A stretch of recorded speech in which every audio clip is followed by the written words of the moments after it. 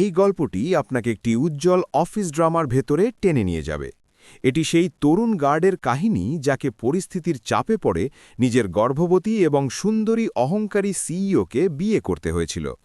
আপনি কি ভাবতে পারেন যে কিভাবে এক রাতের একটি কল, একটি ফিসফিস করে বলা কথা এবং একটি রহস্য পুরো জীবন বদলে দিল? এটি কেবল রোম্যান্স নয়, এটি হলো সাহস, মানবিকতা এবং সামাজিক চাপের মাঝখানে এক লড়াইয়ের গল্প। দেখুন কিভাবে এই তরুণ গার্ড নিজের ভয় এবং পরিস্থিতির মধ্যে সঠিক সিদ্ধান্ত নিয়েছিল এবং কিভাবে এমন এক মোড় এলো যা সব কিছু পাল্টে দিল। ভিডিও শুরু করার আগে আমাদের চ্যানেলটি সাবস্ক্রাইব করুন এবং বেল আইকনটি টিপুন যাতে আপনি এমন ট্রেন্ডিং কাহিনী মিস না করেন। আর হ্যাঁ, কমেন্টে জানান আপনি এই কাহিনীটি দেখার সময় কোথায় বসে আছেন এবং কি ভাবছেন, কারণ আপনার মতামত আমাদের জন্য খুব গুরুত্বপূর্ণ। তৈরি হয়ে যান, কারণ এই গল্পটি আপনাকে আষ্টে পিষ্টে বেঁধে রাখবে এবং প্রতি মুহূর্তে আপনাকে ভাবতে বাধ্য করবে। আপনিও কি সেই পরিস্থিতিতে সঠিক সিদ্ধান্ত নিতেন?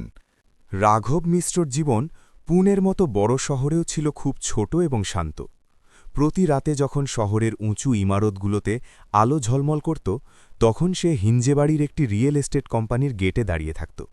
হাতে রেজিস্টার, চোখে ঘুম এবং মনে শুধু একটিই চাওয়া, শান্তিতে জীবনটা কেটে যাক। সে কোনো বড় স্বপ্ন দেখার মতো মানুষ ছিল না। তার বাবা অনেক আগে এই পৃথিবী ছেড়ে চলে গিয়েছিলেন।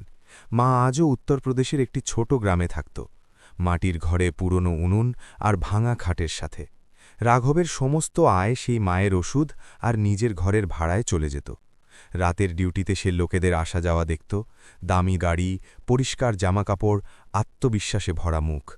কিছু লোক তার দিকে তাকিয়েও দেখত না, যেন সে সেখানে উপস্থিতি নেই। কেউ কেউ শুধু আনুষ্ঠানিকতা পালনের জন্য মাথা নাড়াত। রাঘব এতে অভ্যস্ত হয়ে গিয়েছিল। নিরাপত্তারক্ষী হওয়া সহজ ছিল না, কিন্তু সে কখনও অভিযোগ করেনি। একই ইমারতে একজন মহিলা ছিলেন যিনি বাকি সবার চেয়ে আলাদা ছিলেন। অনন্যা রাও, অপারেশন হেড, কঠোর, সুশৃঙ্খল এবং সবসময় নিজের কাজে ডুবে থাকতেন। অফিসের লোকজন তাকে ভয় পেত, কিন্তু রাঘব কখনো তার চোখে অহংকার দেখেনি। যখনই তিনি গেট দিয়ে যেতেন, একটি হালকা নজর আর মাথা নাড়ানো অবশ্যই থাকত। রাঘব জানত না যে সেই মহিলাই, যিনি তাকে সাধারণ একজন মানুষ ভাবতেন, একদিন তার পুরো জীবনের দিক বদলে দেবেন। সেই রাতেও বৃষ্টি পড়ছিল, ঠান্ডা হাওয়া আর ভিজে রাস্তা। রাঘব ভেবেছিল এই রাতটিও অন্য রাতের মতো চুপচাপ কেটে যাবে, কিন্তু সে জানত না যে সেই অন্ধকার রাতেই একটি ফোন কল তার ভাগ্য নির্ধারণ করতে চলেছিল। বৃষ্টি সেই রাতে একটু বেশিই জোরালো ছিল। ঘড়িতে তখন প্রায় 11টা বাজার সংকেত দিয়েছিল। রাঘব নিজের চেয়ারে বসে রেজিস্টার লিখছিল, তখনই হঠাৎ সিকিউরিটি রুমের ফোনটি বেজে উঠল। সে কিছু না ভেবেই রিসিভার তুলল। তার মনে হয়েছিল কোনো কর্মচারী হয়তো দেরি করে বের হওয়ার খবর দেবে, কিন্তু অন্য পাশ থেকে যে কণ্ঠস্বর এলো তা স্বাভাবিক ছিল না। সেটি ছিল ধীর, ক্লান্ত এবং ভেতরে কোথাও কাঁপছিল। রাঘব, তুমি কি এখন 5 তলায় আসতে পারবে?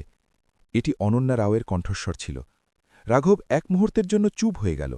এত রাতে খালি ইমারতে উনার ডাকাটা অস্বাভাবিক ছিল। তবুও সে কোনো প্রশ্ন করল না। জি ম্যাডাম, এক্ষুনি আসছি বলে সে ফোন রেখে দিল। লিফট উপরে উঠতে থাকল। প্রতিটি ফ্লোরের সাথে রাঘবের হৃৎস্পন্দন একটু করে বেড়ে চলছিল। 5 তলায় নামতেই চারপাশ নিস্তব্ধ ছিল। পুরো ফ্লোর অন্ধকারে ডুবেছিল, শুধু একটি কেবিনের আলো জ্বলছিল। সেই কেবিন যেখানে দিনের বেলা মানুষ প্রয়োজন ছাড়াও যেতে ভয় পেত। সে হালকা করে দরজায় টোকা দিল। ভেতর থেকে আওয়াজ এলো, এসো। রাঘব ভেতরে ঢুকতেই এক মুহূর্তের জন্য থমকে গেল। অনন্যা সোফায় বসেছিলেন, চেয়ারে নয়। উনার মুখ ফ্যাকাশে ছিল, চোখ ফুলে গিয়েছিল, যেন তিনি অনেকক্ষণ নিজেকে সামলানোর চেষ্টা করার পর ক্লান্ত হয়ে পড়েছিলেন। কোনো ফাইল নেই, ল্যাপটপ নেই, সেই কঠোরতাও নেই যা সাধারণত উনার মুখে থাকত। বসো, তিনি ধীর গলায় বললেন।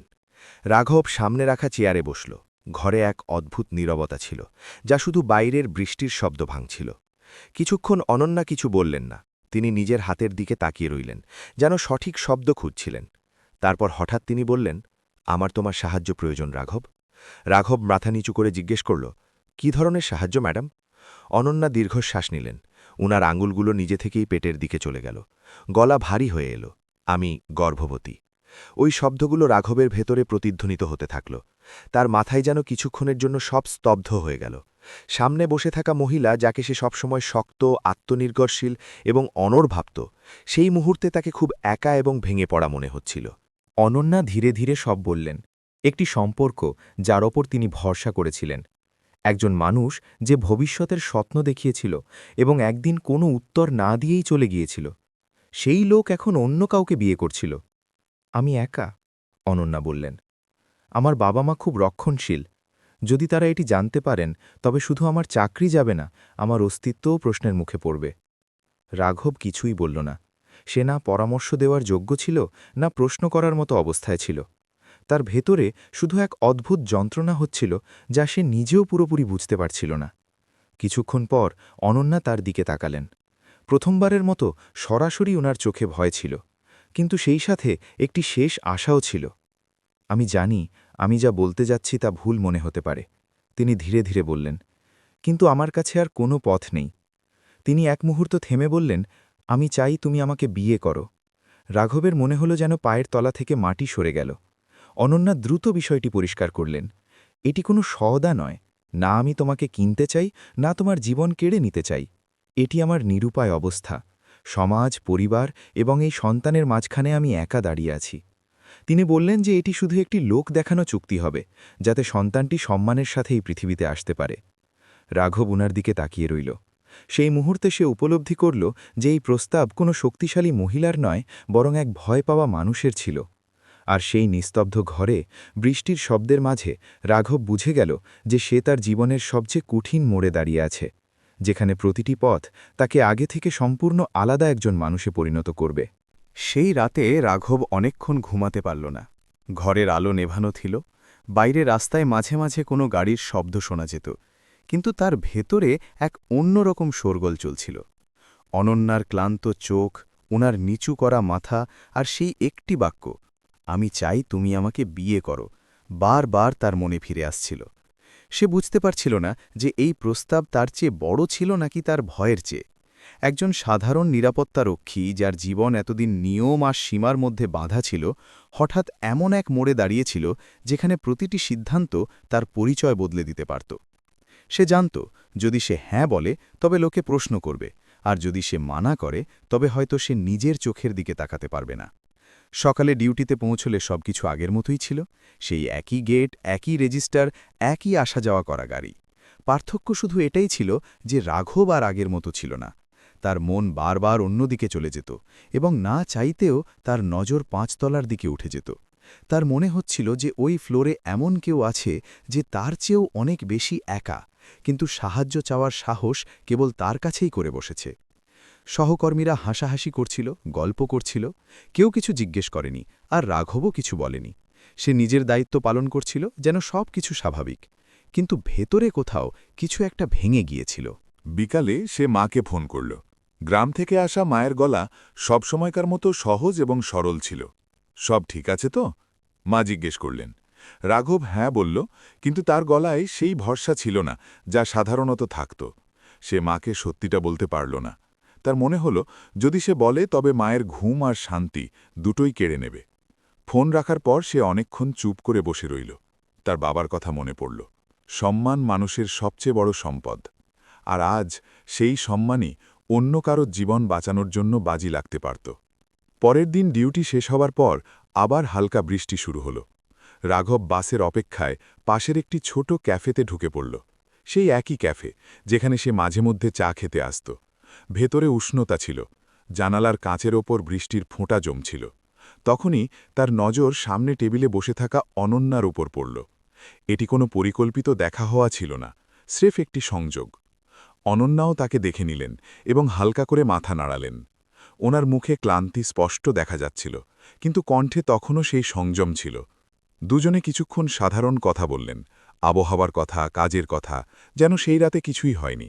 কিছুক্ষণ পর অনন্যা ধীরে ধীরে বললেন যে তিনি তাকে কোনো চাপে ফেলতে চান না। যদি রাঘব মানা করে দেয় তবে তিনি তা বুঝতে পারবেন। ওনার কথায় কোনো অভিযোগ ছিল না, কেবল একটি ক্লান্ত সত্য ছিল। তিনি এটিও বললেন যে পরিস্থিতি এমন যে প্রতিটি পথই ওনাকে ক্ষতি করছে, কিন্তু কিছু ক্ষতি অন্যদের সাথে ভাগ করে নেওয়া যায়। রাঘব ওনার কথা শুনল, এবং প্রথমবারের মতো তার স্পষ্টভাবে মনে হল যে এই সিদ্ধান্ত কোনো উপকারের নয়, বরং ভরসার প্রশ্ন। এমন এক ভরসা যা কেউ প্রথমবারের মতো তার উপর করেছিল। সেই সন্ধ্যায় বাড়ি ফেরার পথে রাঘব অনেকক্ষণ হাঁটল। বৃষ্টি এখন থেমে গিয়েছিল। রাস্তাগুলো চকচক করছিল আর শহর নিজের ছন্দে ফিরে এসেছিল। কিন্তু রাঘব জানত যে তার জীবন এখন আর আগের মতো থাকবে না। সে মনে মনে ঠিক করে নিয়েছিল যে সে এই সিদ্ধান্ত থেকে পালাবে না। পথ যতই কঠিন হোক, ফলাফল যতই অজানা হোক, সে সেই ভরসাকে তুচ্ছ করতে পারবে না। পরবর্তী সাক্ষাতে সে অনন্যাকে নিজের উত্তর দেবে, এমন এক উত্তর যা কেবল তার নয়, বরং ৩টি জীবনের গতিপথ নির্ধারণ করতে চলেছিল। পরবর্তী সাক্ষাতে রাঘব সময়ের আগেই পৌঁছে গিয়েছিল। সে বাইরে কিছুক্ষণ দাঁড়িয়ে রইল, যেন নিজের ভেতরের অস্থিরতাকে শান্ত করার চেষ্টা করছিল। সে জানত যে আজকের এই কথাবার্তার পর তার জীবন আর আগের মতো থাকবে না। অনন্যা নিজের কেবিনে জানালার পাশে বসেছিলেন। শহরের উঁচু উঁচু বাড়িগুলো দূর পর্যন্ত ছড়িয়েছিল, কিন্তু ঘরের ভেতরে এক অদ্ভুত নিস্তব্ধতা ছিল। রাঘব চেয়ারে বসল, কিন্তু কথা বলার আগে তার আঙুলগুলো একে অপরের সাথে জড়িয়ে গেল। তার মনে অনেক ভয় ছিল, লোকের নজর, সমাজের কথা এবং সবচেয়ে বড় ভয় নিজেকে হারিয়ে ফেলার। তবুও সে দীর্ঘশ্বাস নিল এবং বলল যে সে অনেক ভেবে দেখেছে। এই সিদ্ধান্ত সহজ নয়, কিন্তু যদি সে পিছিয়ে যায় তবে হয়তো সে সারা জীবন নিজের চোখের দিকে তাকাতে পারবে না। অনন্যা তার কথা মন দিয়ে শুনলেন। তিনি আবারও বললেন যে তিনি তাকে বাধ্য করতে চাননি এবং যদি সে মানা করত তবুও তিনি তাকে সম্মান করতেন।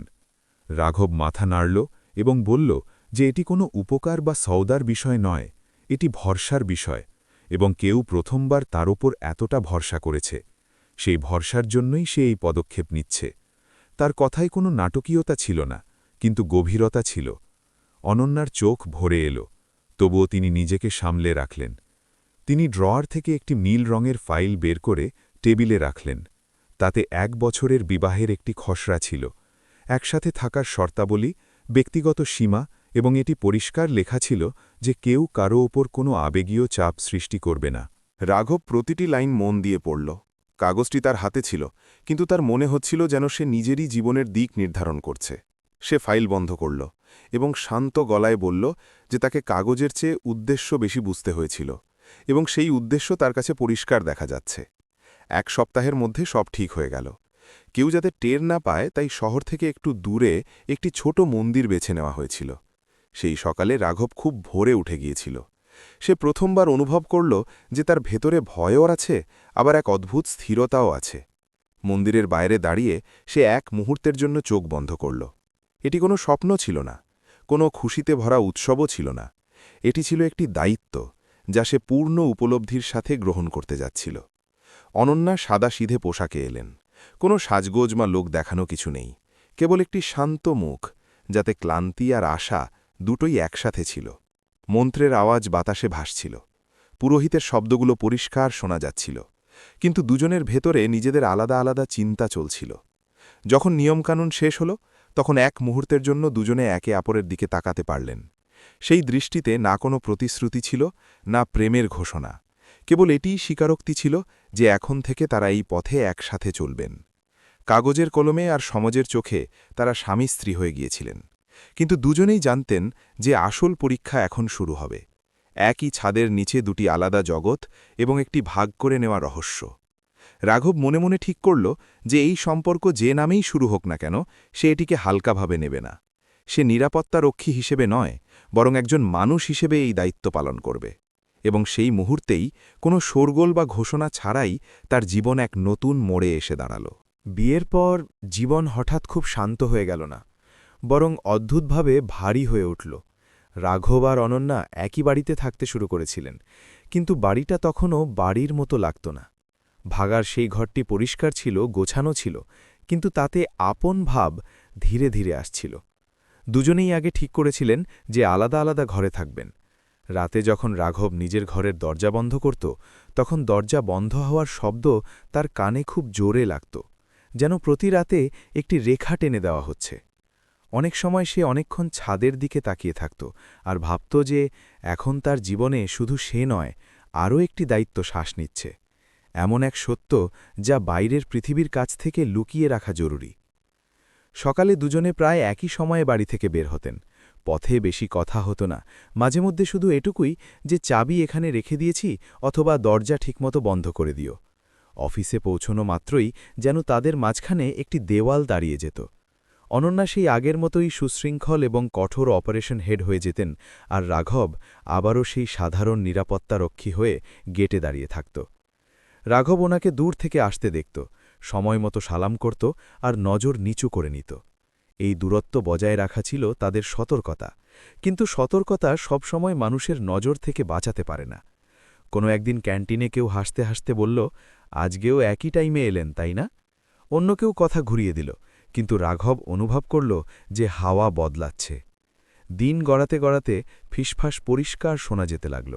সুরেশ, যে বয়সে তার চেয়ে বড় ছিল এবং কম কথা বলত, একদিন কাছে এসে বলল, লোকেরা বেশি নজর দিতে শুরু করেছে, সাবধানে থেকো। রাঘব মাথা নাড়ল। সে সত্যিটা বলতে পারত না, আর মিথ্যে বলা তার স্বভাবে ছিল না। সেই সন্ধ্যায় বাড়ি ফেরার পথে সে অনেক বেশি চুপচাপ ছিল। অনন্যা এটি লক্ষ্য করলেন। তিনি কোনো প্রশ্ন না করেই শুধু এটুকুই বললেন যে আগামী কয়েকদিন আরও সতর্ক থাকতে হবে। ওনার কথায় কোনো আদেশ ছিল না, চিন্তা ছিল। আর রাঘব প্রথমবার অনুভব করল যে এই চুক্তি এখন প্রতিদিনের দায়িত্বে পরিণত হচ্ছে। বাড়ির ভেতরে ধীরে ধীরে ছোট ছোট কথা জায়গা করে নিতে লাগল। মাঝে মধ্যে অনন্যার শরীর হঠাৎ খারাপ হয়ে যেত। সকালের বমি ভাব, ক্লান্তি, চুপচাপ বসে থাকা। রাঘব না বলেই জল এগিয়ে দিত, কখনো হালকা খাবার বানিয়ে দিত। এক রাতে সে দেখল যে অনন্যা খাবারে হাতও দেননি। সে কিছু জিজ্ঞেস করল না, শুধু প্লেট বদলে দিয়ে হালকা ডাল দিয়ে এলো। এটি কোনো বড় কাজ ছিল না, কিন্তু সেই ছোট মুহূর্তগুলোতে এক আলাদা ভরসা ছিল। অনন্যাও এখন আগের মতো দূরে দূরে থাকতেন না। মাঝে মধ্যে জিজ্ঞেস করতেন ডিউটি কেমন কাটল, কখনো বলতেন মায়ের সাথে কথা হয়েছে কিনা। কথাগুলো ছোট ছিল, কিন্তু ঘরের নিস্তব্ধতা আর ততটা ভারী ছিল না। বাইরের পৃথিবী তবুও সহজ ছিল না। অফিসে সবার নজর প্রশ্ন করতে শুরু করল। হাসিগুলো কৃত্রিম হয়ে গেল। রাঘব জানত যে এটি কেবল শুরু, আসল পরীক্ষা সামনে আসবে। সেই সন্ধ্যায় যখন সে বাড়ি পৌঁছল, তখন দেখল অনন্যা ক্লান্ত অবস্থায় সোফায় বসে আছেন, হাত পেটের ওপর রাখা আর চোখ বন্ধ। রাঘব চুপচাপ রান্নাঘরে গেল, চা বানিয়ে সামনে রাখল। অনন্যা চোখ খুললেন, হালকা একটু হাসি এলো। সেই মুহূর্তে রাঘব বুঝতে পারল যে এই একসাথে থাকা এখন আর কেবল কাগজের চুক্তি নয়, এটি ধীরে ধীরে এমন এক দায়িত্বে পরিণত হচ্ছে যেখানে বাইরের প্রতিটি নজরের সামনে শক্ত আর ঘরের ভেতরে মানুষ হয়ে থাকা জরুরি। সময়ের সাথে সাথে ঘরের দিনলিপি নিজে থেকেই এক ছন্দে চলতে লাগল। এই পরিবর্তন হঠাৎ আসেনি, বরং খুব ধীর এবং প্রায় অদৃশ্য ছিল। অনন্যার শরীর এখন আগের চেয়ে বেশি নাজুক হতে শুরু করেছিল। কিছু সকালে তিনি অনেকক্ষণ বিছানা থেকে উঠতে পারতেন না, কিছু বিকালে সিঁড়ি দিয়ে ওঠার সময় মাঝপথে দাঁড়িয়ে পড়তেন। রাঘব কোনো আলোচনা ছাড়াই নিজের দিনটিকে ওনার হিসেবে মানিয়ে নিয়েছিল। সে রান্নাঘরের আলমারির ভেতরে একটি কাগজ সেটে দিয়েছিল, যাতে ওষুধের সময়গুলো লেখা ছিল। জলের বোতল সবসময় ভর্তি থাকত, আর অনন্যা যদি অনেকক্ষণ চুপ করে থাকতেন, তবে সে ঘরের আলো কমিয়ে দিত, যাতে চোখে চাপ না পড়ে।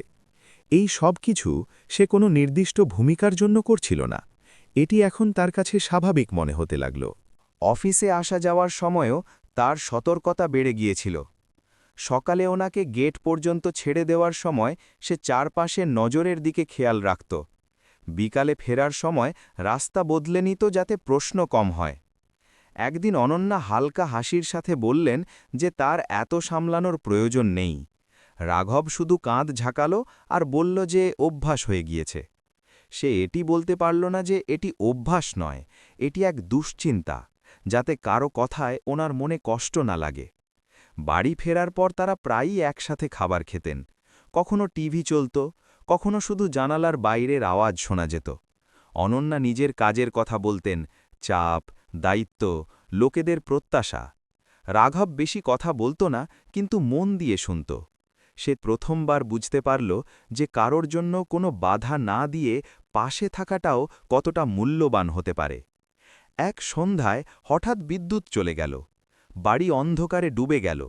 অনন্যা কিছুটা ঘাবড়ে গেলেন এবং স্বীকার করলেন যে ওনার অন্ধকারে ভয় লাগে।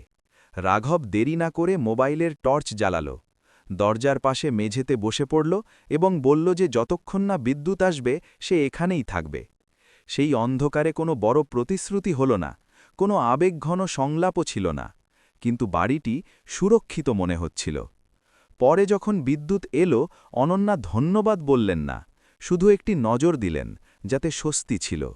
ধীরে ধীরে ওনার কথার সুরও বদলে যেতে লাগল। অনন্যা এখন আর আদেশ দিতেন না, অনুরোধ করতেন। মাঝে মধ্যে জিজ্ঞেস করতেন রাঘব ক্লান্ত হয়ে পড়েছে কিনা। কখনো বলতেন আজ খাবার হালকা বানাতে। রাঘবও নিজেকে বদলে যেতে দেখছিল। সে এখন আর এটি হিসাব করত না যে এই সম্পর্ক কবে শেষ হবে, বরং এটি ভাবত যে আজ ওনাকে কিভাবে আরাম দেওয়া যায়।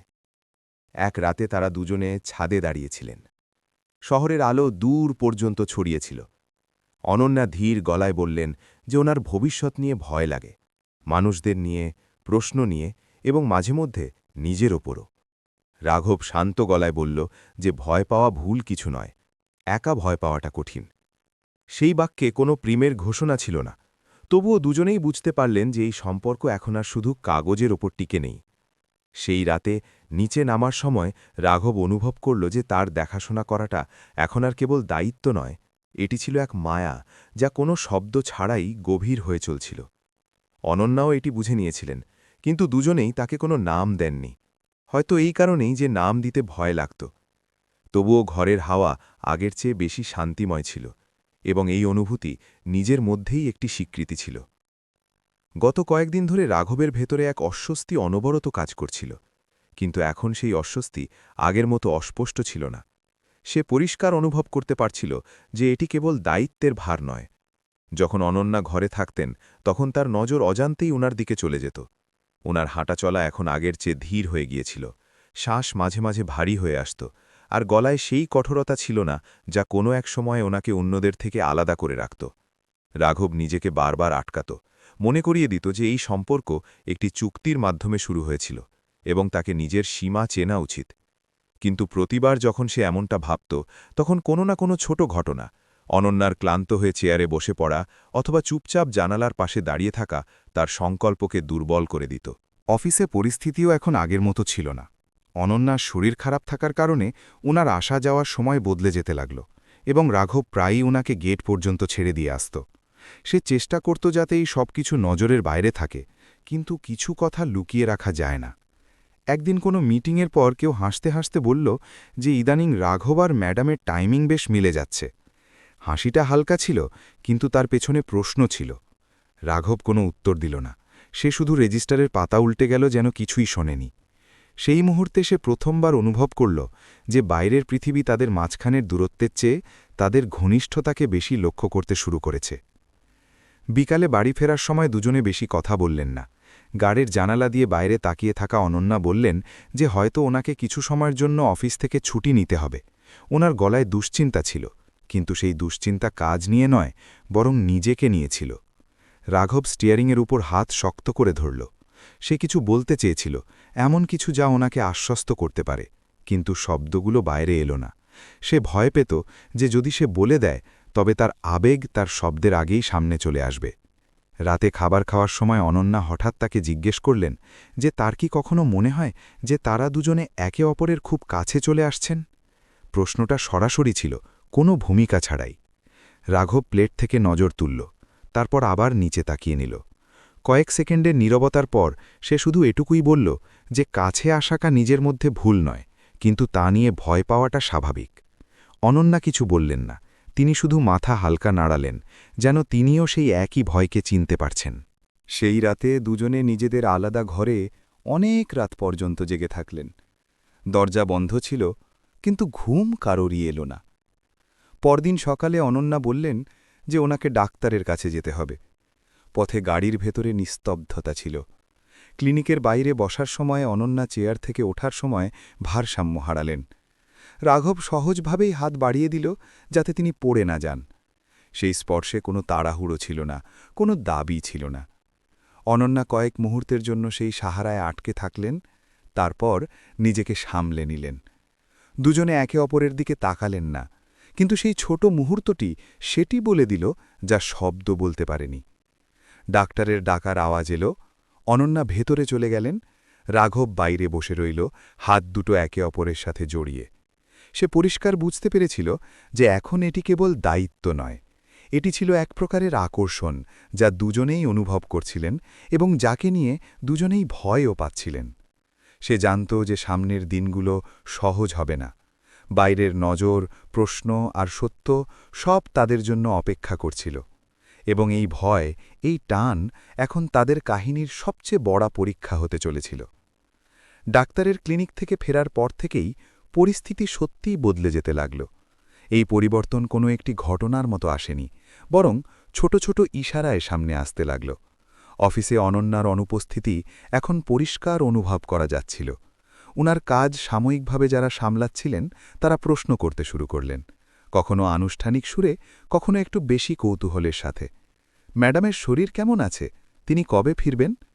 প্রশ্নগুলো সরাসরি ছিল না, কিন্তু সেগুলোর মধ্যে সেই কৌতূহল ছিল যা দেরিতে হলেও সন্দেহে পরিণত হয়। একদিন HR থেকে একটি ছোট ইমেল এলো, স্রেফ একটি মিটিংয়ের জন্য, আনুষ্ঠানিক শব্দে। কিন্তু রাঘব বুঝে গেল যে বিষয় এখন ফিসফাস থেকে আরও এগিয়ে গিয়েছে। ডাক্তারের ক্লিনিক থেকে ফেরার পর থেকেই পরিস্থিতি সত্যিই বদলে যেতে লাগল। এই পরিবর্তন কোনো একটি ঘটনার মতো আসেনি, বরং ছোট ছোট ইশারায় সামনে আসতে লাগল। অফিসে অনন্যার অনুপস্থিতি এখন পরিষ্কার অনুভব করা যাচ্ছিল। উনার কাজ সাময়িকভাবে যারা সামলাচ্ছিলেন তারা প্রশ্ন করতে শুরু করলেন, কখনো আনুষ্ঠানিক সুরে, কখনো একটু বেশি কৌতূহলের সাথে। ম্যাডামের শরীর কেমন আছে? তিনি কবে ফিরবেন? প্রশ্নগুলো সরাসরি ছিল না, কিন্তু সেগুলোর মধ্যে সেই কৌতূহল ছিল যা দেরিতে হলেও সন্দেহে পরিণত হয়। একদিন HR থেকে একটি ছোট ইমেল এলো, স্রেফ একটি মিটিংয়ের জন্য, আনুষ্ঠানিক শব্দে। কিন্তু রাঘব বুঝে গেল যে বিষয় এখন ফিসফাস থেকে আরও এগিয়ে গিয়েছে। রাঘবের জন্য এই সব কিছু আরও ভারী হয়ে উঠল। এখন সে কেবল গেটে দাঁড়িয়ে থাকা নিরাপত্তারক্ষী ছিল না, বরং এমন একজন মানুষ হয়ে উঠেছিল যার প্রতিটি পদক্ষেপে নজর রাখা হচ্ছিল। যখন সে ফোনে কথা বলত তখন কারোর নজর আটকে যেত। যখন সে সময়ের আগে বের হতো তখন কোনো না কোনো প্রশ্নমাখা দৃষ্টি তার পিছু নিত। ক্যান্টিনে এক দুপুরে কেউ হাসতে হাসতে বলল, শুনলাম ম্যাডাম বিবাহিত। হাসিটা হালকা ছিল, কিন্তু শব্দগুলো ভারী। রাঘব কিছু বলল না, সে ট্রে তুলে বাইরে বেরিয়ে গেল, যেন সেখানে থাকা আর নিরাপদ নয়। বিকালে বাড়ি ফেরার সময় তার মন আরও বেশি ভারাক্রান্ত ছিল। অনন্যা সোফায় বসেছিলেন, হাত পেটের ওপর রাখা। তিনি তার দিকে না তাকিয়েই বললেন যে অফিস থেকে ফোন এসেছিল এবং প্রশ্ন বেড়েই চলেছে। প্রথমবারের মতো ওনার গলায় সেই ভয় পরিষ্কার ফুটে উঠল যা তিনি এ পর্যন্ত আয়ত্তে রেখেছিলেন। রাঘব ওনার সামনে বসতে বসতে বলল যে সত্য লুকিয়ে রাখা এখন কঠিন হয়ে উঠছে। এটি অভিযোগ ছিল না, কেবল একটি স্বীকারোক্তি ছিল। দুজনে কিছুক্ষণ চুপ থাকলেন। বাড়ির দেওয়ালগুলো যেন সেই নীরবতা শুনছিল। পরের কয়েকদিনে বিষয়গুলো আরও পরিষ্কার হতে লাগল। কেউ সরাসরি কিছু জিজ্ঞাসা করছিল না, কিন্তু সবার নজর উত্তর চাইছিল। সুরেশ একদিন আলাদা নিয়ে গিয়ে বলল যে ম্যানেজমেন্ট লেভেলেও আলোচনা চলছে। রাঘব প্রথমবার অনুভব করল যে এই কাহিনী এখন আর তাদের নিয়ন্ত্রণে নেই। সেই রাতে অনন্যা বললেন যে ওনার নিজের বাবা মাকে সত্যিটা জানানোর ভয় লাগছে। ওনার গলা কাঁপছিল, কিন্তু চোখে এখন আর পালানোর ইচ্ছা ছিল না। রাঘব শুধু এটুকুই বলল যে যাই হবে তারা দুজনে একাই সামলাবেন। সেই বাক্যে কোনো বড় ঘোষণা ছিল না, কিন্তু তাতে এক স্থিতি ছিল যা অনন্যার প্রয়োজন ছিল। আর তারপর সেই সন্ধ্যা এলো যা সবকিছুকে আরও এক ধাপ এগিয়ে নিয়ে গেল। অফিস থেকে ফেরার সময় রাঘবের নজর এক ব্যক্তির উপর পড়ল। দামি জ্যাকেট, আত্মবিশ্বাসে ভরা হাঁটাচলা এবং মুখে সেই পরিচিত অহংকার যা পুরনো ক্ষতগুলোকে জাগিয়ে দেয়। সেই ব্যক্তিটি সরাসরি তার দিকে এগিয়ে এলো এবং নাম ধরে ডাকল। কণ্ঠে বিস্ময় ছিল না, বরং অধিকার ছিল। সে হেসে বলল যে সে অনন্যার ব্যাপারে জানে এবং সে অনেক দিন ধরে তাকে খুঁজছিল। রাঘব সেই মুহূর্তে কিছু বলল না। বাইরে থেকে সে শান্ত ছিল, কিন্তু তার ভেতরে সবকিছু সতর্ক হয়ে গেল। সে বুঝে গেল যে এটি কোনো সাধারণ সামনাসামনি হওয়া নয়, এটি অতীত যা বর্তমানের দরজায় দাঁড়িয়ে আছে, এবং এখন যা হতে চলেছে তা আর কেবল গুজবের মধ্যে সীমাবদ্ধ থাকবে না। এই সংঘাত প্রকাশ্য হবে, যেখানে সত্যকে আর বেশিক্ষণ লুকিয়ে রাখা যাবে না। রাঘব তার চোখের দিকে তাকাল। সেখানে না ছিল অনুশোচনা, না ছিল দ্বিধা, ছিল কেবল কৌতূহল আর দাবি। সে শান্ত স্বরে বলল যে অনন্যা বিশ্রাম নিচ্ছেন এবং ওনার সাথে দেখা করার কোনো প্রশ্নই আসে না। লোকটির হাসি এক মুহূর্তের জন্য থামল। তারপর সে হালকা হাসির সাথে বলল, তুমি ঠিক করবে? তার নজর রাঘবের পোশাকের ওপর গেল। তারপর মুখে গিয়ে স্থির হল যেন সে মনে মনে কোনো তুলনাই মেতে উঠেছে। ঠিক সেই সময় পেছন থেকে অনন্যার আওয়াজ এলো। তিনি পার্কিংয়ের কোণে বাড়িয়েছিলেন। মুখ ক্লান্ত ছিল, কিন্তু নজর ছিল সোজা এবং স্থির। এখানেই বলো, তিনি বললেন, যা বলার আছে। সেই ব্যক্তি ওনার দিকে এগিয়ে গেল যেন পুরনো অভ্যাসগুলো নিজে থেকেই ফিরে এসেছে। তুমি বদলে গিয়েছ, সে বলল, কিন্তু কাহিনী হয়তো এখনও শেষ হয়নি। অনন্যা তার কথা মাঝপথেই থামিয়ে দিলেন। তিনি পরিষ্কার বলে দিলেন যে যা কিছু ছিল তা অনেক আগে শেষ হয়ে গিয়েছে। লোকটির হাসি এবার তীক্ষ্ণ ছিল। সে বলল যে সে বাচ্চার ব্যাপারে জানে এবং সে নিজের অধিকার নিতে এসেছে। শব্দগুলো সাধারণ ছিল, কিন্তু সেগুলোর পেছনে হুমকি লুকিয়েছিল। রাঘব এক কদম এগিয়ে গেল। তার কাঁধ টানটান হয়ে গিয়েছিল, কিন্তু কণ্ঠস্বর তখনও সংযত ছিল। সে বলল যে অধিকার তখন থাকে যখন দায়িত্ব পালন করা হয়, আর যখন অনন্যার সবচেয়ে বেশি প্রয়োজন ছিল তখন সেই লোক কোথাও ছিল না। পার্কিংয়ে কিছুক্ষণের জন্য নিস্তব্ধতা ছেয়ে গেল। সেই ব্যক্তি রাঘবকে ওপর থেকে নিচ পর্যন্ত দেখতে লাগল, যেন কোনো জিনিসের দাম যাচাই করছে। তোমার মতো লোকেরা ভাবে যে সব সামলে নেবে, সে বিদ্রূপ করল। অনন্যা রাঘবের পাশে এসে দাঁড়িয়ে বললেন যে এটি ওনার জীবন এবং ওনার সিদ্ধান্ত উনি নিজেই নেবেন। তিনি পরিষ্কার শব্দে বললেন যে বাচ্চা কোনো সাওদার অংশ নয়। লোকটির চোখে বিরক্তি ফুটে উঠল। সে শেষবারের মতো বলল যে সে পিছিয়ে যাওয়ার লোক নয়, আর তারপর ঘুরে চলে গেল এই বলে যে সে আবার আসবে। তার গাড়ি যখন পার্কিং থেকে বেরিয়ে গেল তখন রাঘব ধীরে ধীরে নিঃশ্বাস ছাড়ল। অনন্যা কিছুক্ষণ চুপ থাকলেন, তারপর বললেন যে ওনার ভয় লাগছে। রাঘব কিছু না ভেবেই জবাব দিল যে এখন আর তিনি একা নন। এটি কোনো ঘোষণা ছিল না, কেবল একটি সত্য ছিল যা সেই মুহূর্তে দুজনের কাছেই পরিষ্কার দেখা যাচ্ছিল। তারা জানতেন যে এই মোকাবিলা কেবল শুরু। অতীত এখন সামনে চলে এসেছে এবং আগামী দিনগুলো সহজ হবে না। কিন্তু সেই নিস্তব্ধতায় প্রথমবারের মতো দুজনে অনুভব করলেন যে তারা এই লড়াইয়ে একই দিকে দাঁড়িয়ে আছেন, আর এই বিষয়টি এখন সবচেয়ে বেশি গুরুত্বপূর্ণ। পার্কিংয়ের সেই সন্ধ্যার পর থেকে রাঘব আর অনন্যার জীবনে এক ধরনের চাপা উত্তেজনা বাস করতে শুরু করেছিল, যা দেখা যেত না কিন্তু সব জায়গায় বিদ্যমান ছিল। সেই উত্তেজনা সকালে তাদের সাথে উঠত, অফিস পর্যন্ত যেত এবং রাতে বাড়ি ফিরে তাদের মাঝখানে চুপচাপ বসে থাকত। কিছুদিনের মধ্যেই HR থেকে মিটিংয়ে মেইল চলে এলো। শব্দগুলো খুব শালীন ছিল, কিন্তু নিচে একটি লাইন ছিল যা সবকিছু পরিষ্কার করে দিয়েছিল। ম্যানেজমেন্ট কিছু স্পষ্টীকরণ চায়। অনন্যা মেইলটি পড়ে কোনো প্রতিক্রিয়া দিলেন না। তিনি কেবল ল্যাপটপ বন্ধ করলেন এবং অনেকক্ষণ জানালার বাইরের দিকে তাকিয়ে রইলেন। রাঘব পাশেই বসেছিল। সে বুঝে গিয়েছিল যে এখন এই বিষয়টি আর কেবল গুজবের মধ্যে সীমাবদ্ধ নেই। মিটিংয়ের আগের রাতে অনন্যা অনেকক্ষণ ফাইল দেখছিলেন। তিনি নিজের কাজের কাগজ নয়, বরং নিজের পরিচয় গুছিয়ে নিচ্ছিলেন। পরদিন সকালে তিনি সাদাসিধে পোশাক পরলেন। না ছিল সাজগোজ, না কোনো লোক দেখানো ব্যাপার। গাড়িতে বসার সময় তিনি শুধু এটুকু বললেন যে আজ প্রশ্নগুলো সরাসরি হবে না, কিন্তু সহজও হবে না। অফিসে মিটিং অনেকক্ষণ চলল। দরজা বন্ধ ছিল, ভেতর থেকে আওয়াজ পরিষ্কার আসছিল না, কিন্তু বাইরে বসে থাকা রাঘব প্রতিটি মিনিট অনুভব করতে পারছিল। যখন মিটিং শেষ হল এবং অনন্যা বাইরে এলেন, তখন উনার মুখে ক্লান্তি ছিল এবং চোখে এক অদ্ভুত স্থিরতা। তিনি জানালেন যে ম্যানেজমেন্ট পরিষ্কার করে কিছু বলেনি, কিন্তু স্বচ্ছতার প্রত্যাশা করেছে এবং আগামী সপ্তাহগুলোর মধ্যে পরিস্থিতি পরিষ্কার করতে বলেছে। এটি কোনো সতর্কতা ছিল না, কিন্তু তার চেয়ে কমও কিছু নয়। বাড়ি ফিরে অনন্যা অনেকক্ষণ চুপ থাকলেন। তারপর তিনি বললেন যে যদি এখনও সত্য বলা না হয়, তবে প্রতিটি পরবর্তী প্রশ্ন আরও ভারী হবে। রাঘব প্রথমবার ঘুরিয়ে না বলে সরাসরি বলল যে সত্য বলা ক্ষতিকারক হতে পারে, কিন্তু মিথ্যের সাথে বেঁচে থাকা তার চেয়েও বেশি ক্লান্তিকর। এই কথাবার্তা কোনো চূড়ান্ত সিদ্ধান্তে পৌঁছাল না, কিন্তু দুজনেই বুঝে নিলেন যে তারা এখন একই মোড়ে দাঁড়িয়ে আছেন। এর মধ্যেই সেই লোকটি আবার সামনে এলো, এইবার ফোনে। কলটি ছোট ছিল, কিন্তু সুর আগের চেয়েও বেশি ঠান্ডা। সে বলল যে সে অপেক্ষা করার মতো লোক নয় এবং যদি কথায় কাজ না হয় তবে সে অন্য রাস্তাও চেনে। আইনি রাস্তা। শব্দগুলো সরাসরি ছিল না, কিন্তু মানে পরিষ্কার ছিল। ফোন রাখার সময় অনন্যার হাত হালকা কাঁপছিল। রাঘব কিছু জিজ্ঞেস করল না, সে কেবল ওনার পাশে বসে রইল। সেই মুহূর্তে সে বুঝতে পারল যে এই পরিস্থিতিতে চড়া গলা বা রাগ কোনো কাজের নয়। সেই রাতে দুজনে অনেক রাত পর্যন্ত জেগে থাকলেন। অনন্যা প্রথমবার মন খুলে বললেন যে ওনার ভয় করছে, কেবল সমাজ নিয়ে নয়, বরং এই ভেবেও যে তিনি কোথাও রাঘবের জীবনের ওপর বোঝা হয়ে না যান। রাঘব জবাব দেওয়ার আগে এক দীর্ঘশ্বাস নিল। সে বলল যে বোঝা তখন তৈরি হয় যখন মানুষ পালাতে শুরু করে। সে পালাচ্ছে না। তার শব্দগুলোতে কোনো বীরত্ব ছিল না, কেবল এক কঠিন সত্য ছিল। পরদিন সকালে অনন্যা নিজের বাবা মাকে ফোন করার সিদ্ধান্ত নিলেন। এটি ছিল সবচেয়ে কঠিন পদক্ষেপ। কলের আগে রাঘব কিছু বলেনি। সে কেবল জলের গ্লাস ওনার হাতে দিল এবং সেখানেই দাঁড়িয়ে রইল। কথাবার্তা দীর্ঘ ছিল না, কিন্তু প্রতিটি শব্দ ভারী ছিল।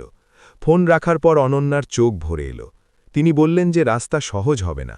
রাঘব মাথা নাড়ল। সহজ হওয়া এখন জরুরিও ছিল না। এখন জরুরি ছিল তারা যেন ভয় নিয়ে নয়, বরং সত্য নিয়ে এগিয়ে যান।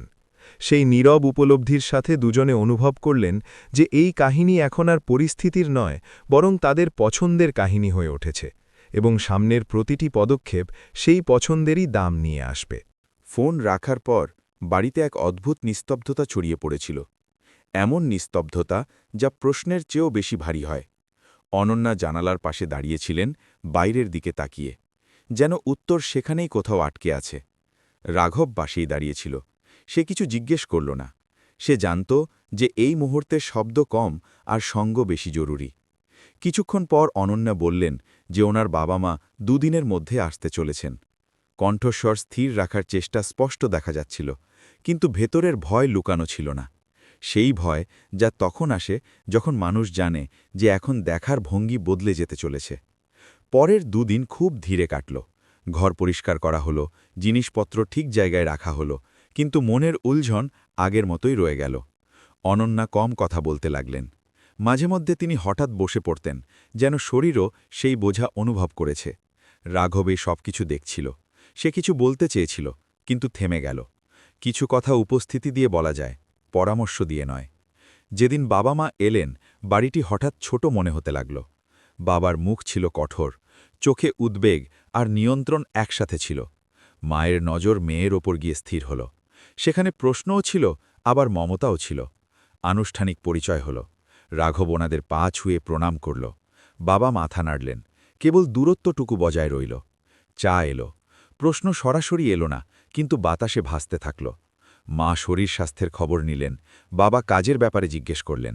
রাঘব সাধারণ উত্তর দিল। সে জানত যে এই ঘরে তার জায়গা এখনও নির্ধারিত হওয়া বাকি। কিছুক্ষণ পর অনন্যা নিজেই কথা শুরু করলেন। তিনি ঘুরিয়ে না বলে সবকিছু বললেন। ভুল, একাকিত্ব, ভয় এবং সেই সত্য যা লুকাতে লুকাতে তিনি ক্লান্ত হয়ে গিয়েছিলেন। ঘরে নিস্তব্ধতা নেমে এলো। মায়ের চোখ ভরে এলো। বাবা চশমা খুলে টেবিলে রাখলেন এবং অনেকক্ষণ চুপ করে রইলেন। তারপর বললেন যে ওনার সবচেয়ে বেশি দুশ্চিন্তা সমাজ নিয়ে নয়, বরং এই ভেবে যে ভবিষ্যতে কি হবে। আত্মীয় স্বজনদের প্রশ্ন আর সেই নজর যা সময়ের সাথে সাথে পিছু ছাড়ে না। এটি ছিল ভয়, পরিষ্কার এবং সৎ। রাঘব প্রথমবারের মতো কথা বলার অনুমতি নিজেকে দিল। সে বলল যে এই সম্পর্ক কোনো পরিকল্পনা থেকে নয়, বরং পরিস্থিতি থেকে শুরু হয়েছিল। কিন্তু সে এটিকে হালকাভাবে নিচ্ছে না। কোনো বক্তৃতা নয়, কোনো প্রতিশ্রুতি নয়, কেবল এটুকুই যে সে পালিয়ে যাচ্ছে না। বাবা তার দিকে তাকালেন। সেই দৃষ্টিতে পরখ করার চেষ্টা ছিল এবং হয়তো প্রথমবারের মতো সম্মানের ঝলক ছিল। তিনি বললেন যে বোঝার জন্য, মানার জন্য সময় প্রয়োজন। এটি হ্যাঁ ছিল না, কিন্তু পুরোপুরি নাও ছিল না। মা অনন্যার হাত ধরলেন এবং বললেন যে ভুল হয়, কিন্তু তার বোঝা সবসময় মেয়েই কেন বইবে। এই বাক্যটি কোনো তর্কের মতো নয়, একটি স্বীকৃতির মতো ছিল। সন্ধ্যা নামার সাথে সাথে পরিবেশ কিছুটা নরম হল। কথাগুলো সহজ হল না, কিন্তু সম্পর্ক ভাঙলও না। বাবা মা নিজেদের ঘরে চলে গেলেন। অনন্যা ক্লান্ত হয়ে সোফায় বসে পড়লেন। এক মুহূর্তের জন্য মাথা ঘুরে গেল এবং তিনি চোখ বন্ধ করে নিলেন। রাঘব পাশে বসল কিছু না বলে। সেদিন না কোনো আলিঙ্গন হল, না কোনো বড় সিদ্ধান্ত। কিন্তু একটি বিষয় পরিষ্কার হয়ে গেল যে সত্য সামনে চলে এসেছে, এবং তারপর যা অবশিষ্ট থাকে তা ভয় নয়, বরং ধৈর্য।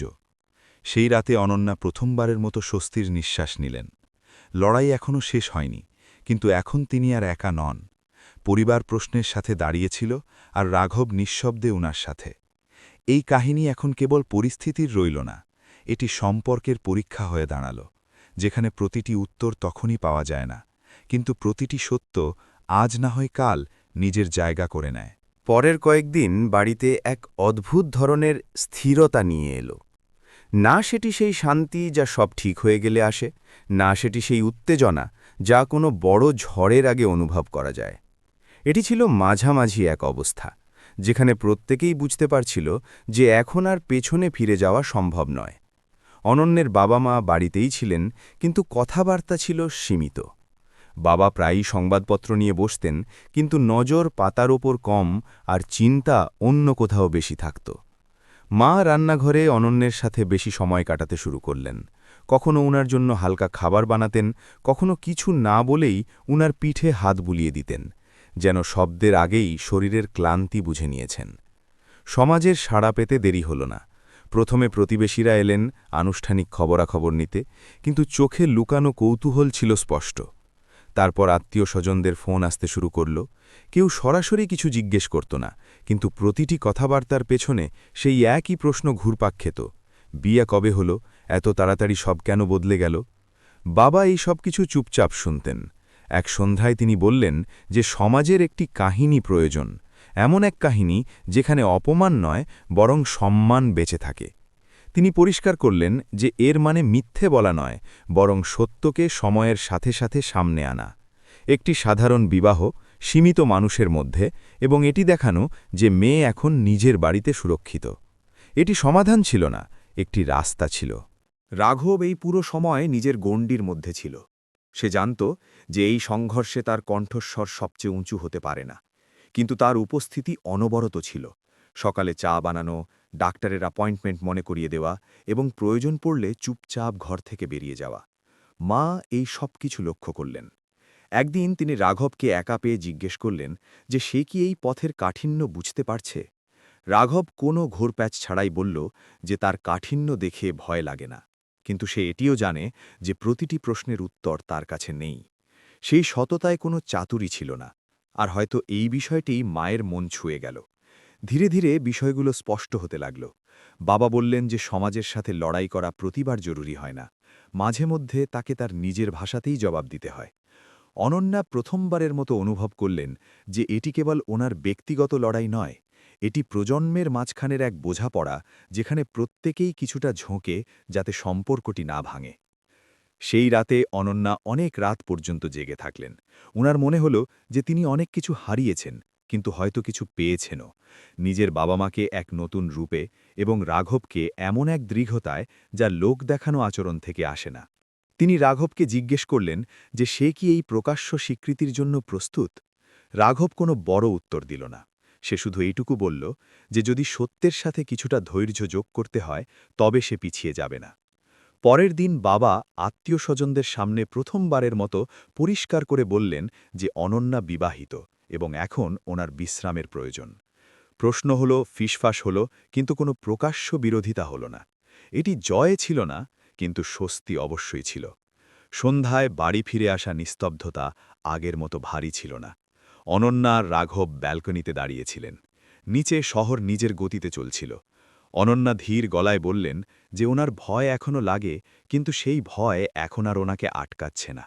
রাঘব মাথা নাড়ল। এই কাহিনীতে এখনও অনেক মোড় বাকি ছিল, কিন্তু এখন তাদের কাছে একটি দিক নির্দেশনা ছিল। এই অংশটি পরিবার আর সমাজের মাঝখানের ছিল, যেখানে বোঝাপড়া দুর্বলতা নয় বরং পরিপক্কতার রূপ নেয়। আর হয়তো এখান থেকেই তাদের আসল পরীক্ষা শুরু হয়, যেখানে সত্যকে চিৎকার করে নয় বরং স্থিরতা আর ধৈর্যের সাথে বাঁচতে হয়। সময় এখন দ্রুত নয় বরং ভারী পায়ে এগিয়ে চলছিল। অনন্যার গর্ভাবস্থা এখন শেষ মাসগুলোতে পৌঁছে গিয়েছিল। উনার হাঁটাচলা আরও ধীর হয়ে গিয়েছিল। শ্বাস দ্রুত আটকে যেত, আর রাতের ঘুম প্রায়ই মাঝপথে ভেঙে যেত। বাড়ির প্রতিটি কোণ সেই আগত প্রাণের চারপাশেই ঘুরতে শুরু করেছিল। মা আলমারিতে ছোট ছোট জামা কাপড় সাজাচ্ছিলেন, বাবা সংবাদপত্র হাতে নিয়ে বসে থাকতেন, কিন্তু নজর পাতার ওপর কম আর অনন্যার ওপর বেশি থাকত। রাঘব এখন কেবল ডিউটি শেষ করে ফিরে আসা মানুষ ছিল না, সে ওষুধের সময় মনে রাখত, ডাক্তারের তারিখ ক্যালেন্ডারে চিহ্নিত করত এবং প্রতিদিন সন্ধ্যায় দেখত যে অনন্যা ঠিকমতো খেয়েছেন কিনা। এই সব কিছু সে কোনো লোক দেখানো ছাড়াই করত। মাঝে মধ্যে অনন্যা তার দিকে তাকাতেন আর ভাবতেন যে হয়তো পরিবার এটাই যেখানে অধিকার জাহির করা হয় না, বরং দায়িত্বগুলো নিজে থেকেই উঠে আসে। এক সন্ধ্যায় ডাক্তার জানালেন যে এখন আরও বেশি সতর্ক থাকার প্রয়োজন আছে। কিছু পরীক্ষা আবার হবে এবং কোনো অস্বস্তি হলে দেরি করা যাবে না। এটি শুনে অনন্যার ভেতরে ভয় আর উৎসাহ একসাথেই উথলে উঠল। সেই রাতে ঘুম আরও পাতলা ছিল। উনার ব্যথার ভয় ছিল, অজানা ভবিষ্যতের ভয় ছিল, এবং এই প্রশ্নেরও যে তিনি কি মা হওয়ার জন্য প্রস্তুত। রাঘব ঘরের বাইরে চেয়ার টেনে বসল। সে ভেতরে গিয়ে কিছু বলল না, কেবল দরজার কাছে থাকল, যেন তার উপস্থিতিই পাহারা দিচ্ছে। কিছুদিন পর গভীর রাতে হঠাৎ ব্যথা শুরু হলো। বাড়িতে হুড়োহুড়ি পড়ে গেল। মা আগে থেকে গুছিয়ে রাখা ব্যাগ তুললেন, বাবা গাড়ি বের করলেন। সারা পথ অনন্যার আঙুলগুলো রাঘবের হাতে চেপে ধরা ছিল। হাসপাতালের সাদা আলোয় সবকিছু একসাথে খুব ছোট আর খুব বড় মনে হচ্ছিল। নার্সদের পায়ের আওয়াজ, ডাক্তারের দ্রুত নির্দেশাবলী এবং মাঝে মধ্যে অনন্যার শ্বাস সব মিলে এক উত্তেজনাপূর্ণ নিস্তব্ধতা তৈরি করছিল। কিছুক্ষণ অপেক্ষা করতে হলো। ডাক্তার জানালেন যে সব স্বাভাবিক আছে, কেবল ধৈর্য প্রয়োজন। সেই অপেক্ষা দীর্ঘ মনে হল, কিন্তু কেউ অভিযোগ করল না। কয়েক ঘন্টা পর যখন বাইরে এক হালকা কান্নার আওয়াজ প্রতিধ্বনিত হল, সময় যেন থমকে গেল। ডাক্তার বললেন যে বাচ্চা ঠিক আছে। মায়ের চোখ থেকে জল গড়িয়ে পড়ল। বাবা চুপচাপ চোখ বন্ধ করে নিলেন, যেন ভেতরে কোথাও একটা বোঝা হালকা হয়ে গেল। রাঘব সেখানেই দাঁড়িয়েছিল, তার হাত কাঁপছিল। যখন নার্স বাচ্চাটিকে তার দিকে এগিয়ে দিল, সে এক মুহূর্তের জন্য থমকে গেল। সে বাচ্চাটিকে খুব সাবধানে ধরল, যেন ভয় ছিল যে পাছে তার আঙুলগুলো বেশি চেপে বসে বা ধরা আলগা হয়ে যায়। সে সাবলীল ছিল না, কিছুটা অস্বস্তিতে ছিল, এবং হয়তো এই কারণেই সেই মুহূর্তটি সত্যি মনে হচ্ছিল। সেই ছোট মুখটি দেখে সে বুঝতে পারল যে এখন আর এই প্রশ্নের কোনো মানে নেই যে এটি তার কিনা। পরিবার রক্ত দিয়ে নয়, বরং স্থিরতা আর দায়িত্ব দিয়ে তৈরি হয়। যখন অনন্যার জ্ঞান ফিরল, তখন প্রথম প্রশ্নটি বাচ্চার ব্যাপারে ছিল। রাঘব শুধু মাথা নাড়ল আর বলল যে সব ঠিক আছে। উনার চোখ ভরে এলো। সেই মুহূর্তে কেউ কারোর কাছে কিছু চায়নি। কিছু কথা শব্দের চেয়ে বড় হয়। সকালের আলো হাসপাতালের জানালার ভেতর দিয়ে আসছিল। বাইরের পৃথিবী একই ছিল, কিন্তু ভেতরে সব বদলে গিয়েছিল। বাবা ধীর গলায় বললেন যে এখন প্রশ্নের সময় নয়, সাথে দাঁড়িয়ে থাকার সময়। মা বাচ্চার কপালে হাত রাখলেন এবং বললেন যে এই বাড়ি এখন পূর্ণ। রাঘব জানালার কাছে দাঁড়িয়েছিল। তার ভেতরে এক নতুন স্থিরতা নেমে আসছিল। ভয় এখনও ছিল, কিন্তু সেই ভয় তাকে আটকাচ্ছিল না। এই কাহিনী এখন অতীতের রইল না, এটি সেই ছোট্ট প্রাণের কাহিনী হয়ে উঠল, যে কিছু না বলেই সবাইকে একটি পরিবারে বেঁধে দিয়েছিল। আর হয়তো এটাই ছিল সবচেয়ে বড় সত্যি মোড়, যেখানে সমাপ্তি নয়, বরং এক নতুন শুরু আকার নিয়েছিল। বাচ্চার আসার পর বাড়ির গতিপথ পুরোপুরি বদলে গিয়েছিল। এখন দিন আর রাতের পরিচয় কান্নার হালকা আওয়াজ, দুধের বোতলের শব্দ আর ঘুমের ভাঙাচোরা টুকরো দিয়ে হতো। অনন্যার শরীর ধীরে ধীরে সামলে উঠছিল, কিন্তু মন এখনও নতুন দায়িত্ব বুঝে উঠতে ব্যস্ত ছিল। মা বেশিরভাগ সময় বাচ্চার কাছে থাকতেন। বাবা বাইরে থেকে শান্ত দেখাতেন, কিন্তু প্রতিটা ছোট শব্দে উঠে দেখতে যেতেন। বাড়ি এখন আর আগের মতো ছিল না, সেটি আরও বেশি পরিপূর্ণ ছিল। কোনো শোরগোল দিয়ে নয়, বরং সেই উপস্থিতি দিয়ে যা সব কিছু বদলে দেয়। রাঘবের জীবনে এই পরিবর্তন সবচেয়ে নিঃশব্দে এলো। সে এখনও কাজে যেত, সেই একই ইউনিফর্ম, একই ডিউটি, কিন্তু ফেরার সময় তার কদম এখন আর দ্রুত হতো না। সে জানত যে বাড়িতে কেউ অপেক্ষা করছে। কোনো প্রশ্ন নেই, কোনো চাহিদা নেই, কেবল অপেক্ষা। সে বাচ্চাটিকে কোলে নেওয়ার আগে সব সময় হাত ধুত, যেন এটি কোনো অভ্যাস নয়, বরং সম্মান। মাঝে মধ্যে বাচ্চা হালকা কান্নাকাটি করত, আর রাঘব না বলেই উঠে যেত। অনন্যা এই সব কিছু দেখতেন, আর ভেতরে কোথাও এক প্রশ্ন দানা বাঁধতে শুরু করত। এই সব কিছু কতদিন এভাবে চলবে, এবং আগামীর নাম কি হবে? এক সন্ধ্যায় যখন বাচ্চা গভীর ঘুমে ছিল এবং বাড়ি কিছুক্ষণের জন্য শান্ত হল, তখন সেই প্রশ্নটিই শব্দে নেমে এলো। অনন্যা বললেন যে তাদের একসাথে পথ চলা একটি বোঝাপড়া থেকে শুরু হয়েছিল, এবং এখন পরিস্থিতি সেই বোঝাপড়াকে ছাপিয়ে গিয়েছে। ওনার গলায় কোনো অভিযোগ ছিল না, কেবল স্পষ্টতা ছিল। রাঘব জবাব দেওয়ার আগে বাচ্চার দিকে তাকাল। সেই মুহূর্তে ঘরে বাচ্চার শ্বাসের হালকা শব্দ প্রতিধ্বনিত হচ্ছিল, যেন কথাবার্তাকে টুকরোয় ভাগ করে দিচ্ছিল। সে বলল যে সে চায় না কোনো সিদ্ধান্ত চাপের মুখে নেওয়া হোক, না বাচ্চার নামে, না সমাজের ভয়ে। যদি একসাথে থাকতে হয় তবে পুরো মন থেকে, আর যদি না হয় তবে সততার সাথে। সেই সততায় ভয় ছিল, কিন্তু তার চেয়ে বড় সম্মানও ছিল। পরের কয়েকদিন এই নীরব উপলব্ধির মধ্যেই কাটল। কোনো তর্ক হল না, দূরত্বও বাড়ল না। মা এই সব কিছু অনুভব করলেন। একদিন তিনি অনন্যাকে বললেন যে সম্পর্ক বাচ্চা দিয়ে টেকে না, প্রতিদিনের নির্বাচনের মাধ্যমে টেকে। বাবা রাঘবকে শুধু এইটুকুই জিজ্ঞেস করলেন যে সে কি চায়। এইবার জবাবে পরিস্থিতি বা সমাজ ছিল না, কেবল মানুষটি ছিল। রাঘব বলল যে সে পালাতে চায় না, কিন্তু জোর জবরদস্তিও চায় না। জবাব ছোট ছিল, কিন্তু তাতে লক্ষ্য পরিষ্কার ছিল। এক রাতে যখন বাড়ি ঘুমিয়ে পড়েছিল আর ব্যালকনিতে ঠান্ডা বাতাস বইছিল, অনন্যা আর রাঘব একসাথে দাঁড়িয়েছিলেন। নিচের শহর নিজের গতিতে চলছিল, যেন তাদের উলঝনের ব্যাপারে খবর নেই। ভেতর থেকে বাচ্চার হালকা একটি আওয়াজ এলো, তারপর নিস্তব্ধতা। অনন্যা বললেন যে ওনার ভয় লাগে, হারানোর ভয়, ভুল নির্বাচনের ভয়। রাঘব বলল যে ভয় হয়তো কোনোদিন শেষ হয় না, শুধু তার সাথে চলা শিখতে হয়। সেই মুহূর্তে কেউ কারোর হাত ধরল না, কিন্তু দুজনেই জানতেন যে তারা একে অপরের থেকে দূরেও নেই। এই সিদ্ধান্ত এখনও পূর্ণ হয়নি, হয়তো কাল হবে বা অন্য কোনো দিন, কিন্তু এখন এটি পরিষ্কার ছিল যে যাই হবে তা অভ্যাস বা বাধ্যবাধকতা থেকে হবে না। এই কাহিনী এখন সেই প্রশ্নে এসে দাঁড়িয়েছিল যে দুজন মানুষ যারা পরিস্থিতিতে এক হয়েছিলেন, তারা কি নিজের ইচ্ছাতেও একসাথে থাকা বেছে নিতে পারেন? আর হয়তো এই প্রশ্নের উত্তর আগামীর সকাল দেবে, যখন বাচ্চার আরও একটি ডাক তাদের আবার মনে করিয়ে দেবে যে কিছু সম্পর্ক আগে থেকেই তৈরি হয়ে গিয়েছে, এখন কেবল তাদের নাম দেওয়া বাকি। রাঘব কাপটি নিচে রাখল এবং বলল যে সেও সেটাই চায়, হয় পুরোপুরি সাথে থাকা, নয়তো পরিষ্কার আলাদা পথ। বাচ্চার নামে নয়, সমাজের ভয় নয়, বরং এই কারণে যে মিথ্যের সাহারায় পালন করার সম্পর্ক ধীরে ধীরে মানুষকে ভেতর থেকে ফাঁপা করে দেয়। সেদিন কোনো ঘোষণা হলো না, কোনো প্রতিশ্রুতি দেওয়া হলো না, কেবল এটিই ঠিক হলো যে এখন তারা আর লুকিয়ে বাঁচবেন না। কয়েক সপ্তাহের মধ্যে খুব সাধারণভাবেই তারা রেজিস্টার অফিসে গেলেন। কোনো ব্যান্ড পার্টি ছিল না, না ছিল আত্মীয়স্বজনদের ভিড়, কেবল বাবা মা আর দুজন সাক্ষী ছিলেন। স্বাক্ষর হলো, একে অপরের দিকে তাকানো হলো, আর বাইরে আসার সময় অনন্যা প্রথমবার কোনো দ্বিধা ছাড়াই বললেন, এখন সব পরিষ্কার। সেই একই দিনে পরিবার, আর তারপর ধীরে ধীরে সমাজের সামনেও তারা নিজেদের সম্পর্ককে স্বীকার করলেন, কোনো গল্প না বানিয়ে, কোনো সাফাই না দিয়ে। জীবন কোনো জাদুকরী মোড় নেয়নি। রাঘব এখনও কাজে যেত, সেই একই ইউনিফর্ম, সেই একই দায়িত্ব।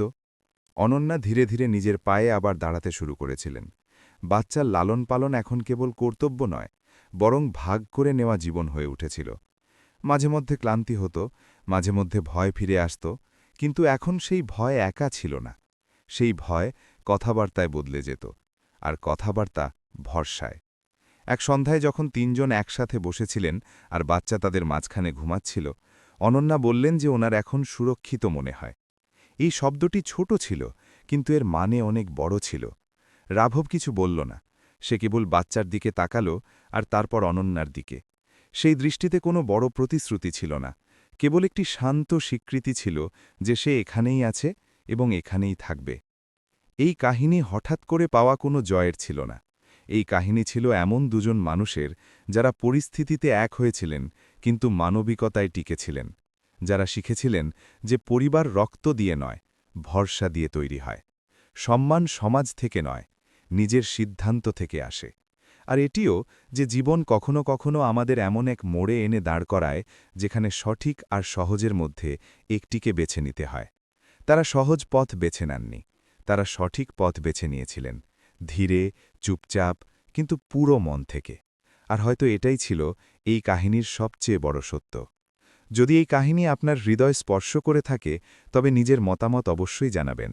ভিডিওটি লাইক করুন, চ্যানেলটি সাবস্ক্রাইব করুন, কারণ মাঝে মধ্যে অন্যের কাহিনীতে আমরা নিজের জীবনের উত্তর খুঁজে পাই।